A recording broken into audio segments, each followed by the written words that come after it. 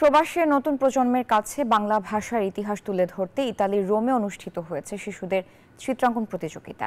সেখানে রংতুলির আঁচড়ে শিশুরা ফুটিয়ে তোলেন বাংলা ভাষার ইতিহাস, শহীদ মিনার আর ভাষার জন্য রফিক জব্বার সালাম বরকতের আত্মত্যাগ।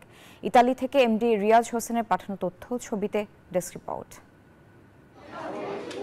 ইতালিতে বেড়ে ওঠা প্রবাসী নতুন প্রজন্মের অধিকাংশই ইংলিশ মিডিয়াম স্কুলে পড়াশোনা করে। এতে বাংলা শিক্ষা এবং ইতিহাস ঐতিহ্য থেকে দূরে সরে যাচ্ছে তারা। প্রবাসে বেড়ে ওঠা আগামী এই প্রজন্মকে বাংলাদেশের সঠিক ইতিহাস, ভাষা, কৃষ্টি ও সংস্কৃতি সহ নানা বিষয় জানাতে স্বাধীন বাংলা টেলিভিশন গেল কয়েক বছর ধরে কাজ করে যাচ্ছে।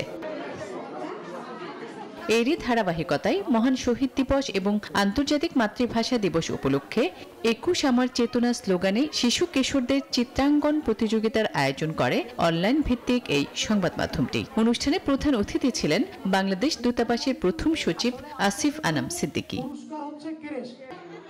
এ সময় শিশু কিশোররা তাদের আঁকা ছবিতে ভাষা আন্দোলন, শহীদ মিনার আর সালাম রফিক জব্বার বরকতের আত্মত্যাগ তুলে ধরার চেষ্টা করেন।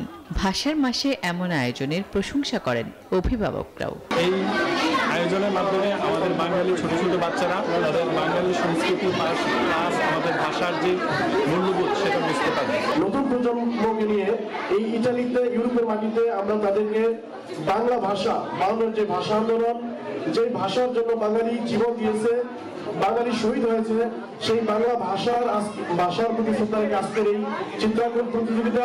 স্বাধীন বাংলা টেলিভিশন যতদিন এইরকম আয়োজন করবে আমরা সবসময় পাশে রয়েছি, থাকবো।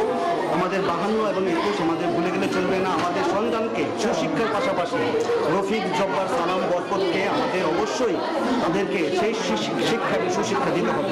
আমরা ইতালিতে থেকেও যে বাংলার যে একটা স্বাদ আজকে আমরা গ্রহণ করতে পেরেছি, দ্বিতীয় প্রজন্মকে আমরা বুঝিয়ে দিয়েছি যে আমরা মাতৃভাষা বাংলা, এটার গুরুত্ব বিশ্বের সবচেয়ে বেশি।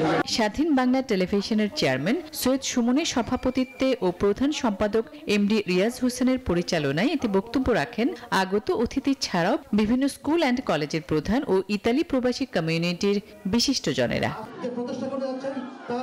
পরে রোমের দুটি বাংলা স্কুল, সঞ্চারী সঙ্গীতায়ন ও সেন্তো সেল্লে আদর্শ বিদ্যা নিকেতনকে আজীবন সম্মাননায় ভূষিত করা হয়। Desk report, news 24।